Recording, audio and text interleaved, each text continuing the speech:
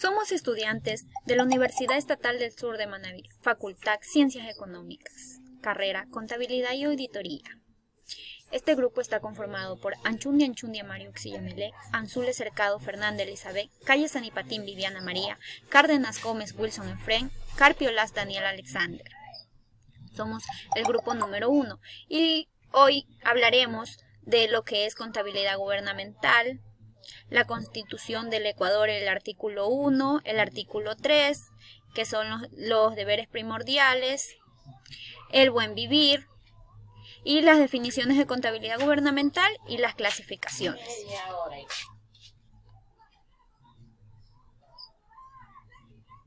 Constitución de la República del Ecuador. Principios fundamentales. Artículo 1.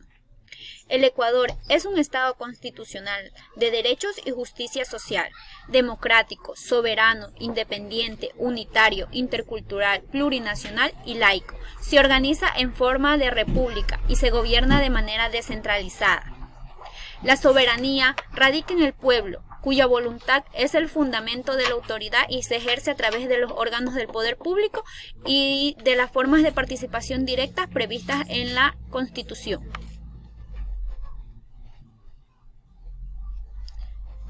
Como se habla en el artículo 1, hay los poderes públicos del Estado ecuatoriano o también llamadas como funciones.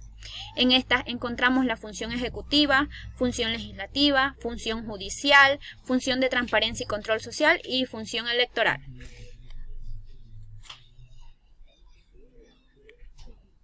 Función ejecutiva. Esta es la que es ejercida por el presidente de la República, el jefe del Estado y del gobierno, responsable de la administración pública del mismo.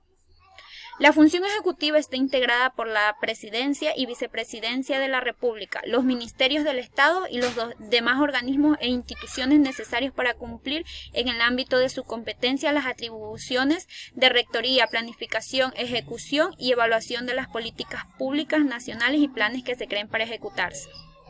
Función legislativa.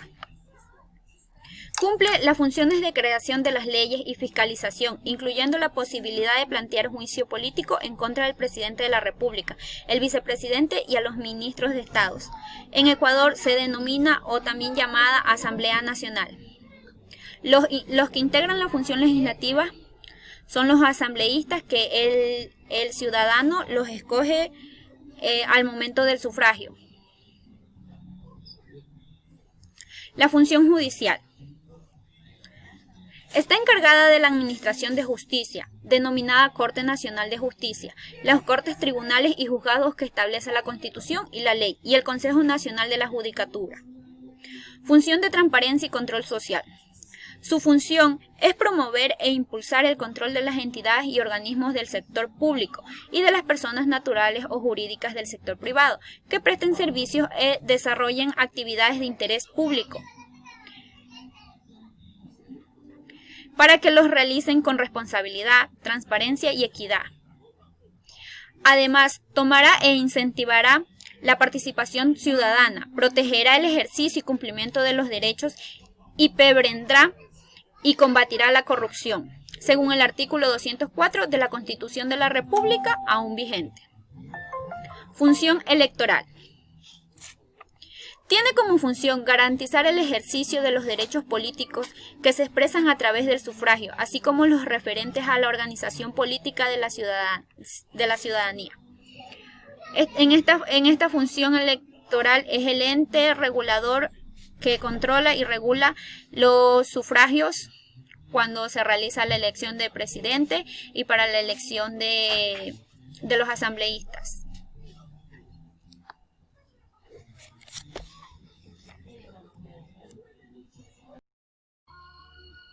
Hola, soy Fernanda Azules. Yo les voy a hablar sobre los deberes primordiales del Estado, que lo vamos a encontrar en el artículo 1 de la Constitución de la República o Carta Magna Ecuatoriana. La Constitución de la República esta es una norma suprema que prevalece sobre cualquier otra norma de ordenamiento jurídico que está sometida a la legislación ecuatoriana. Esta norma ampara los derechos y obligaciones de todos los ciudadanos ecuatorianos. Es importante destacar que la Constitución vigente es del año 2008. Según 17 indica que los deberes son obligaciones de orden moral, social, que invitan a los ciudadanos a colaborar, en el caso de ser necesario. También indica que los deberes son normas, leyes, reglas que van a regular nuestra convivencia en la sociedad para llevar a cabo todas las responsabilidades que deben de cumplir según lo que establezca la normativa de cada país. A continuación se va a detallar los deberes primordiales del Estado ecuatoriano. Como primer punto, garantiza sin discriminación alguna el efectivo goce de los derechos establecidos en la Constitución y en los instrumentos internacionales, en particular la educación, la salud, la alimentación, la seguridad social, el agua para los habitantes. Nosotros como personas que formamos parte de la nacionalidad ecuatoriana tenemos deberes y derechos que el Estado nos debe de garantizar, como la educación, la salud, la alimentación, otros elementos vitales que son indispensables para nuestra vida. En segundo punto tenemos garantizar y defender la soberanía nacional. Esto reside en el pueblo, quienes directamente a través del sufragio nosotros elegimos nuestro gobernante y un poder político, creando leyes y controlar recursos. Como tercer punto, fortalecer la unidad nacional de la diversidad, fortalecer la plurinacionalidad, igualdad tanto en género, nacionalidades, discapacidades. Este debe promover e impulsar, proteger, garantizar el respeto del derecho de igualdad y no de discriminación. Como cuarto punto, garantiza la ética laica como sustento que hacer público y ordenamiento jurídico. Este hace referencia a la ética moral, dando valores, principios sobre qué hacer político o social. Como quinto punto, planificar el desarrollo nacional, erradicar la pobreza, promover el desarrollo sustentable, la retribución equitativa de los recursos, la riqueza para acceder al buen vivir. La planificación nacional es responsabilidad del gobierno. Actualmente tenemos Plan Nacional Toda una Vida, que está fundamentada en una visión a largo plazo, que esta fue ejercida a través del Plan Nacional de Desarrollo y Estrategia Territorial Nacional, con enfoque nacional territorial, orientado a la inversión pública hacia los objetivos y metas establecidas en la planificación. Uno de los objetivos del Estado es la erradicación de la pobreza y sobre todo velar el porvenir de todos los habitantes. Como sexto punto tenemos promover el desarrollo equitativo y solidario de todo el territorio mediante fortalecimiento del proceso de autonomía y descentralización. El gobierno tiene como obligación compartir las construcciones de desarrollo justo, equilibrado y equitativo de las distintas circunstancias territoriales. Con respecto a la diversidad del derecho individual o colectivo, la cual se vaya a presentar. Garantiza la satisfacción de las necesidades básicas y el cumplimiento del objetivo de un buen vivir. Como séptimo punto tenemos proteger el patrimonio nacional y cultural de nuestro país. Como por ejemplo nuestros patrimonios tangibles e intangibles del Ecuador, ya que aportan riqueza a nuestro territorio en cuanto a conservar monumentos arqueológicos que han dejado nuestros antepasados, como la comuna de Aguas Blancas en Manabí, que esta está ubicada al norte de la ciudad de Puerto López, en la provincia de Manabí. Esta comuna de Aguas Blancas es un centro arqueológico. La comuna es parte de un parque nacional Machalilla y cultura manteña, transformándose en un museo. También se encuentran las ruinas de Incapirca. Estas están ubicada al sur del Ecuador en la provincia de Azuay, complejo arqueológico situado en altiplano de la provincia de Cañar. Incapilca, que esta palabra significa muro de Inca. Como octavo punto tenemos garantizar a sus habitantes el desarrollo a una cultura de paz, a la seguridad integral y a la vivencia en una sociedad democrática y libre de corrupción. Los ecuatorianos nos debemos de sentir seguros dentro de la sociedad. Es por ello que está implementando las fuerzas políticas militares para salvaguardar la vida, aunque en la actualidad no es tan eficiente. Democráticamente, ante una elección de cualquier índole libre de corrupción, aunque también este último no es efectivo al 100%, porque la mayoría de la corrupción proviene del gobierno y de otros agentes económicos.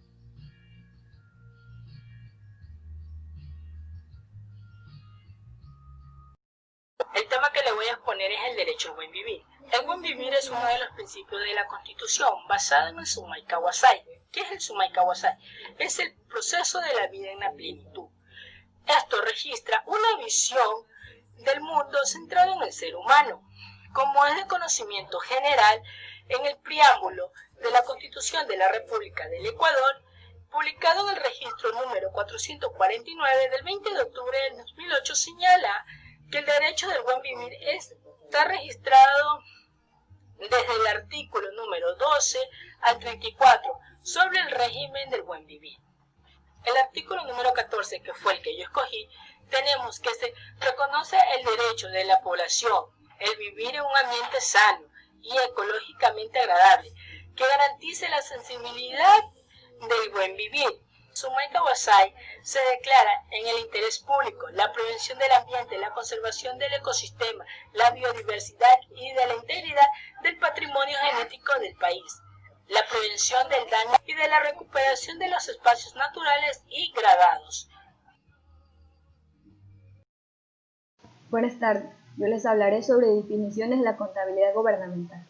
Para el Ministerio de Finanzas, el 2016 menciona que la contabilidad gubernamental es la aplicación de un conjunto de principios, normas y procedimientos técnicos que permite efectuar el registro sistemático, cronológico y secuencial de los hechos económicos que ocurren en una organización.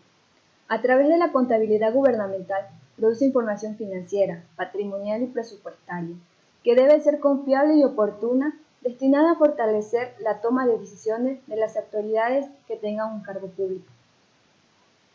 En el artículo 13 de la Ley Orgánica de Contraloría General del Estado, como parte del sistema de control interno, tendrá como finalidad establecer y mantener en cada institución del Estado un sistema específico y único de contabilidad y de información financiera. ¿Por qué es importante la contabilidad gubernamental? Esta permite un adecuado control de las asignaciones de recursos financieros que recibe cada institución pública de parte del Gobierno Nacional partiendo del presupuesto general del Estado. Permite analizar la eficiencia y la eficacia de cada una de las actividades que realizan los administradores que están al frente de las instituciones. Podemos medir la ejecución presupuestaria, medir el cumplimiento de las metas en cada ente público.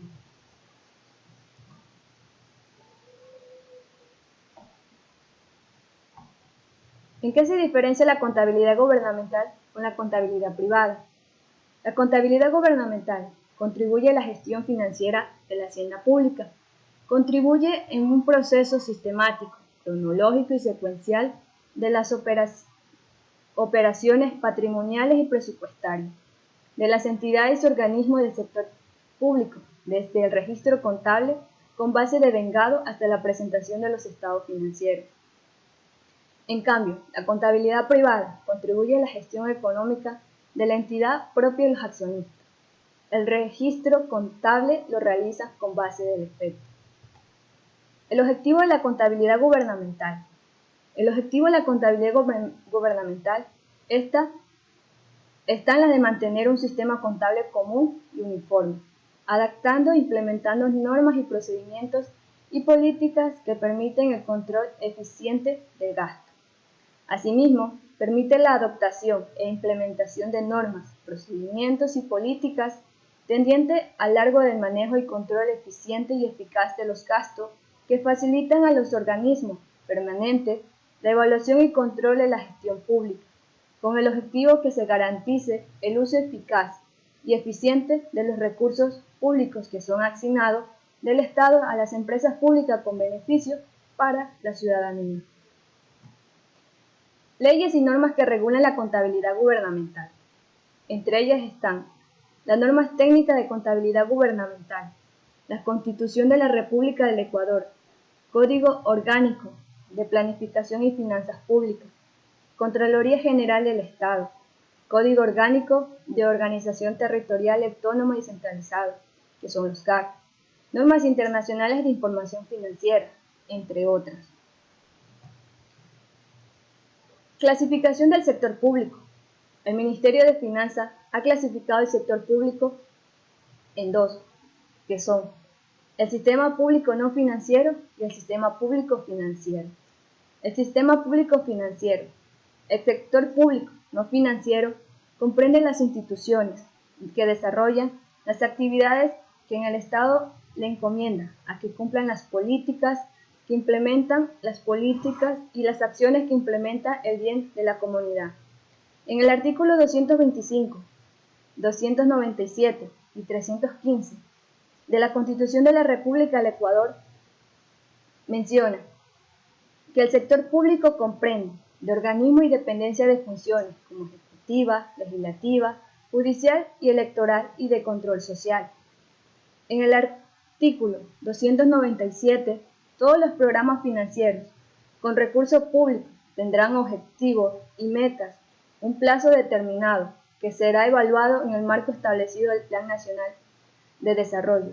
Los proyectos que tenga el gobierno hacia la ciudadanía tendrán un tiempo, un plazo para ser terminados, como lo establece el Plan Nacional de Desarrollo. En el artículo 215, el Estado constituirá empresa para la gestión del sector estratégico, la prestación de servicio público, el aprovechamiento sustancial de los recursos minerales, naturales o bienes públicos y de control de otras actividades económicas. Por otro lado, el sector financiero está conformado por las dependencias y entidades financieras que regulan son propiedades del Estado y que regulan la política en materia financiera, como por ejemplo el Banco, la Superintendencia de Bancos, Banco Central del Ecuador y Seguros y Bancos del Estado y el Banco de Fomento. Muchas gracias. Entonces, ¿qué es la contabilidad gubernamental? Nos dice que es la ciencia que, en base al conocimiento y aplicación de un conjunto de principios, normas, procedimientos técnicos que permiten efectuar el registro sistemático, cronológico y secuencial de los hechos económicos que ocurren en una organización, y que esto a la vez tiene la finalidad de producir información financiera, patrimonial y presupuestaria, de tal forma que sea confiable y oportuna, destinada a apoyar el proceso de la toma de decisiones tanto de los administradores y de terceros interesados en la gestión institucional para servir al sustento del control que ejercen los organismos pertinentes. Por otra parte tenemos, según Castro 2016, existen 9 características de la contabilidad gubernamental y que están detalladas de la siguiente manera. Una de las características es que integran las operaciones patrimoniales con las presupuestarias. Sin embargo, estas nos dan a entender de que las operaciones patrimoniales deben ser registradas por partidas dobles. Sin embargo, las presupuestarias deben de ser registradas en partida simple. Llámese partida doble al método de la partida que determina los registros de doble sentidos, es decir, que no debe de existir deudor sin acreedor, ni acreedor sin deudor. Llámese por partida simple, pues, cuando consiste en el registro tanto de las entradas y de las salidas de valores, por orden cronológico y sin ninguna clasificación. La siguiente característica nos dice que es la aplicación obligatoria en las entidades que conforman el sector público no financiero. Y es que dentro de este sector está conformado por 5 funciones del Estado, tanto ejecutiva, legislativa, judicial, electoral y control social. A estas le incluyen, además, todas las entidades del gobierno general, más las empresas públicas y la seguridad social. La tercera característica nos dice que utiliza el catálogo general de la cuenta y el clasificador de presupuesto de ingresos y de gastos. Y es que aquí nos dice que el catálogo de cuentas es un documento que está estructurado en términos de conformidad, tantos que esto reflejan los activos y los pasivos del patrimonio, identificando los recursos de la propiedad o dominio del Estado, las obligaciones directas y las participaciones patrimoniales. Como cuarta característica tenemos que se fundamenta en los conceptos de centralización, normativa a cargo del Ministerio y Economía y Finanzas. Es decir, que aquí encontramos conceptos importantes, tales como los principios de la contabilidad gubernamental, la igualdad contable que deben existir en los estados financieros, tales como los conceptos históricos, la consolidación, el informe financiero, entre otros. Mientras tanto, tenemos la quinta característica, que crear una base común en datos financieros que debidamente organizada se los convierte en información útil. Y es que aquí nos dice que consiste en la compilación, simplificación y estudios de las cifras mostradas en los estados financieros y todos aquellos elementos que puedan influir en la comprensión mediante la formulación de razones, tendencias y porcentajes, ya sea por medio del análisis vertical u horizontal, como a la vez de los indicadores financieros. En este caso, pues tenemos el de liquidez, el de solvencia, el de endeudamiento y el de rentabilidad. La quinta característica nos habla sobre coadyuva la determinación de los costos incurridos en las actividades de producción de bienes y servicios. Y es que aquí las inversiones en los proyectos de las construcciones, ya sean de la obra o materiales intangibles, y en programas de beneficio social, llevándose a cabo mediante el desarrollo de las actividades que generan productos intangibles. Como séptima característica, nos dice que permite la agregación y consolidación sistemática de la planificación financiera, producida por cada ente financiero. Y es que aquí, pues, nos dice que la contabilidad gubernamental permite obtener información financiera de manera consolidada, a diversos niveles de la agregación de datos, según las necesidades de la administración o en función del requerimiento específico. Dicha información financiera se preparará a nivel institucional, sectorial y global. Presentará agregados netos de las cuentas patrimoniales, de los resultados de gestión y de las cuentas del orden, así como los informes presupuestarios producidos por los entes financieros. Como octava característica nos dice que produce información financiera para la toma de decisiones en los niveles internos de la administración, para los niveles externos que mantienen intereses en las gestiones institucionales y para las decisiones estratégicas sectoriales y nacionales, y para el control sobre la pertinencia y propiedad de las operaciones realizadas. Sin embargo, tenemos la última característica que nos dice pues que los datos disponibles en sus cuentas, tanto del activo, pasivo y patrimonio, y a la vez de sus ingresos y gastos, estos proporcionarán insumos para la producción de las cuentas nacionales y otros reportes financieros especializados, con la visión de Manual Estadística de Finanzas Públicas del Fondo Monetario Internacional. Gracias por su atención. Espero que todo haya sido comprendido.